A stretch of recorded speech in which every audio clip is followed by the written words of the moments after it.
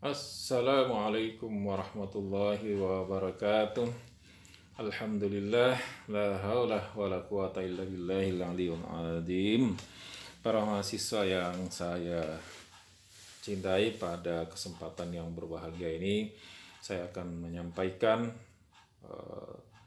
materi sesuai dengan apa yang sudah tercantum di RPS, dan RPS tersebut sudah di-upload di staff site. Semoga kalian semua sudah membaca RPS di mata kuliah manajemen pemasaran lanjutan ini. Baik, pada kesempatan yang berbahagia ini akan saya jelaskan mengenai pengertian perekonomian baru dan perekonomian lama sesuai dengan apa yang ada di RPS tersebut. Baik, kita lanjut mengenai pengertian perekonomian baru sesuai dengan apa yang ada di RPS ya. Pada slide ini, di mana perekonomian baru merupakan perekonomian global, yakni segala sesuatu bergerak dalam hitungan detik. Pasar kita diwarnai oleh persaingan-persaingan yang luar biasa hebat. Teknologi yang berkembangnya susah ditebak telah menantang setiap pelaku bisnis, dan dunia bisnis harus bisa menyesuaikan diri dengan konsumen yang lebih mampu memegang peran. Artinya di dalam perekonomian baru ini ya, di era globalisasi ini, di era digitalisasi ini, di era komputerisasi ini, segala sesuatunya bisa terjadi dan menghasilkan rupiah dalam hitungan detik ya. Dengan adanya teknologi ini akan mempermudah segala usaha di dunia bisnis ya. Para pelaku bisnis sangat terbantu dengan adanya teknologi yang berkembang begitu cepat, dan mau tidak mau para pelaku bisnis harus bisa mengikuti era digitalisasi ini. Salah satu contoh yang bisa saya berikan bahwa di era digitalisasi ini, di mana perekonomian baru begitu cepat berkembang ya, di dalam proses transaksi ya, kita lihat ketika seorang pelaku usaha, seorang pelaku bisnis di dalam melakukan suatu transaksi ya, mereka cukup melakukan dari kantor atau dari rumah mereka, tidak perlu lagi ke bank untuk antri melakukan transaksi dengan mitra usaha di dalam berbisnis. Kemudian Anda juga ya sebagai mahasiswa ya, sekarang beberapa provider atau mungkin pelaku-pelaku atau pengelola usaha elektronik itu sudah, bagaimana mereka bisa menjual pulsa yang Anda gunakan itu lewat di beberapa aplikasi yang ada di handphone Anda. Jadi Anda tidak perlu lagi repot-repot ke counter ya untuk mengisi pulsa handphone Anda. Anda juga ketika melakukan suatu pembayaran, Anda tidak perlu lagi datang antri di bank. Artinya bahwa transaksi pembayaran Anda bisa lakukan di rumah dengan menggunakan mobile banking atau internet banking. Nah, ini adalah salah satu bagaimana perekonomian baru di saat sekarang ini sangat memberikan kemudahan kepada para pelaku usaha, atau mungkin kita juga sebagai orang-orang yang terlibat sebagai pengguna jasa dari para pelaku bisnis tersebut, seperti yang saya berikan contohnya tadi ya. Pada slide yang berikut ini ya, perekonomian baru versus perekonomian lama. Perlu Anda ketahui di mana di dalam perekonomian baru ini ada beberapa poin yang menjadi bagian dari perekonomian baru. Yang pertama adalah di organisasi berdasarkan segmen pelanggan. Kemudian yang kedua adalah berfokus pada nilai masa hidup pelanggan. Kemudian yang ketiga adalah berfokus kepada stakeholder. Kemudian yang keempat, setiap orang melakukan pemasaran. 5, kemudian membangun merek melalui kinerja. Ke-6, berfokus kepada mempertahankan pelanggan. Salah satu contoh Anda bisa lihat di sebelah kanan ya, di era perekonomian baru ini, di mana ketika kita sebagai bagian dari pengguna jasa pelaku usaha tersebut, misalnya tiket ya. Dulunya tiket ketika kita akan melakukan suatu perjalanan ya, contoh kita dari Bandung ke Jakarta atau dari Jogja ke Jakarta. Demikian pula sebaliknya, kita akan melakukan pembelian tiket itu harus datang ke counter atau datang ke stasiun untuk membeli tiket perjalanan kereta api. Ini salah satu contoh aja. Sekarang ya, ketika Anda akan melakukan suatu perjalanan dari Jogja ke Jakarta, dari Bandung ke Jakarta, dari Purwokerto ke Jakarta, atau demikian sebaliknya, Anda cukup melakukan pembelian tiket di rumah saja bisa ya. Karena kenapa? Dari perusahaan kereta api sudah membuat semacam suatu aplikasi, di mana aplikasi itu dapat digunakan oleh para pengguna jasa kereta api atau para pelanggan kereta api ya, bisa diakses dari rumah ya. Dan di saat ini antrian untuk pembelian tiket di stasiun sudah tidak begitu terlalu padat ya, karena sebagian dari pelanggan itu melakukan pembelian tiket di rumah atau di kantor, apa dimanapun mereka berada bisa melakukan pembelian tiket. Jadi sangat-sangat mudah, sangat-sangat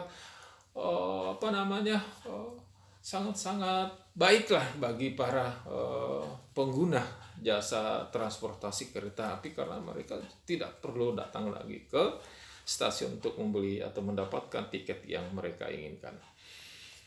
Nih, salah satu contoh yang bisa juga kalian lihat ya pada slide di sebelah kanan itu ya, ketika penumpang akan melakukan penerbangan dari Jakarta, contoh dari Jakarta ke luar, ke Sumatera atau Medan atau ke Makassar ya, mereka juga tidak perlu antri di bandara untuk melakukan pembelian tiket.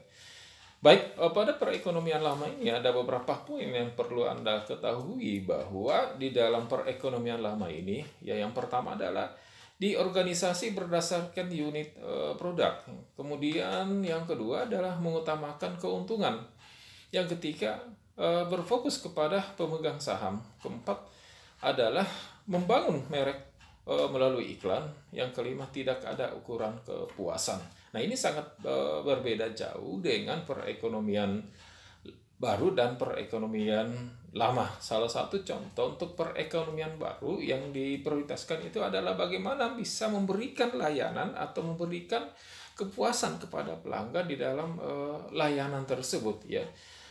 Mereka tidak peduli kalau untuk di perekonomian lama, mereka tidak peduli apakah pelanggan itu puas atau tidak. Tapi sebaliknya untuk di perekonomian baru ya, mereka lebih mengutamakan bagaimana memberikan kepuasan terhadap pelanggan.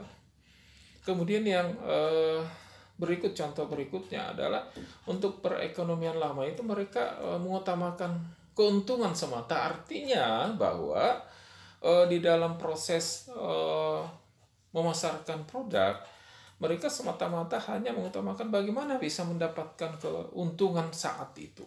Tetapi kalau untuk perekonomian lama, ya mereka juga memikirkan selain berusaha untuk mendapatkan profit atau keuntungan atau laba, ya mereka juga bagaimana agar pelanggan tersebut dengan membeli produk tersebut yang dipasarkan oleh pelaku usaha tersebut itu bisa berkesinambungan. Artinya tidak hanya sekali membeli produk, tetapi mereka juga melakukan pembelian ulang karena mereka puas dengan produk yang dipergunakan oleh konsumen. Kemudian berikutnya ya, berubahnya praktek pemasaran. Nah, e-marketing menggambarkan bagaimana upaya perusahaan untuk memberikan informasi, berkomunikasi, berpromosi, dan menjual produk dan jasa melalui internet. Di e-bisnis ini membuka peluang bagi perusahaan kecil dan besar untuk berkompetisi di pasar global. Mereka memiliki kesempatan dan peluang yang sama tanpa ada batasan. Contoh iklan teks facebook.com dan koprol.com. Nah, di berubahnya praktik pemasar ini maksudnya di electronic marketing ya. Perusahaan atau pelaku bisnis yang sebelumnya mereka menjual produknya hanya secara konvensional ya, hanya offline, mau tidak mau dengan dia berusaha mendapatkan atau membuat semacam suatu toko untuk menjual produknya. Dengan di era digitalisasi ini, di era modern ini, di mana produk itu bisa dijual tanpa perusahaan memiliki toko ya, artinya bahwa produk tersebut bisa dijual secara online ya, sebagaimana apa yang berkembang sekarang ini. Hampir semua para pelaku usaha di dalam memasarkan produknya, mereka bisa memasarkan lewat internet ya, secara online ya. Sekarang Matahari dulunya ya, Matahari ketika kita akan membeli suatu produk-produk yang dijual, maka saat ini khususnya di daerah pandemi ini mereka sudah punya toko ya, toko online. Artinya bahwa selain Matahari itu membuka atau memasarkan produknya secara offline, Matahari Department Store juga punya layanan e-marketing ya di dalam memasarkan produknya. Kemudian berikutnya adalah berubahnya praktek bisnis, artinya bahwa perubahan teknologi dan ekonomi ditanggapi oleh munculnya seperangkat keyakinan dan praktek baru di pihak perusahaan bisnis. Bahkan ya, untuk orang yang ingin memulai bisnis tidak harus mempunyai toko terlebih dahulu, karena dengan adanya teknologi atau media sosial memudahkan orang-orang untuk memulai bisnis. Artinya bahwa saat ini ya, di era modernisasi ini kita tidak ada alasan untuk bisa memulai usaha, untuk bisa memulai bisnis. Karena dulu ya secara konvensional ketika pelaku usaha, apa kita sebagai seorang pelaku usaha ya harus memikirkan bagaimana memasarkan produk ini, karena kita harus punya tempat. Sekarang ya tanpa ada tempat, tanpa ada toko pun ya secara offline kita bisa melakukan suatu praktek bisnis ya, dengan adanya layanan-layanan online ya.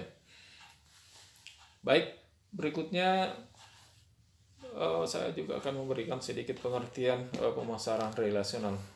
Jadi di slide ini ya, di pemasaran relasional ya, artinya bahwa ada upaya yang dilakukan oleh perusahaan untuk mempertahankan pelanggan dengan menciptakan komunikasi dua arah dan mengelola suatu hubungan yang saling menguntungkan antara pelanggan dan perusahaan.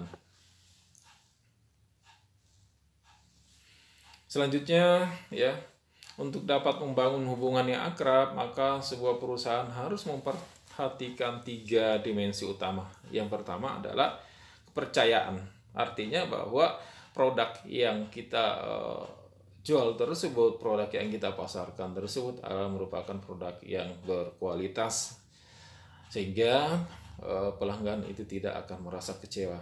Yang kita harapkan adalah pelanggan bisa puas dengan produk yang kita pasarkan tersebut. Kemudian yang kedua adalah familiarity, yaitu bagaimana kita membangun hubungan yang baik ya di antara pengusaha atau pelaku bisnis dengan para pelanggannya. Jadi tidak semata-mata hanya menjual produk, tetapi pengusaha itu bagaimana bisa membangun hubungan baik dengan para konsumen atau pelanggan. Kemudian terakhir adalah professional awareness. Terima kasih. Saya kira pada kesempatan ini, pada materi ini saya kira sudah cukup. Dan jika ada pertanyaan dari penjelasan saya yang kurang, mungkin ada di antara kalian yang masih kurang dapat dimengerti, bisa kita lanjutkan pada sesi tanya jawab di Google Meet atau di Zoom yang biasa kita lakukan.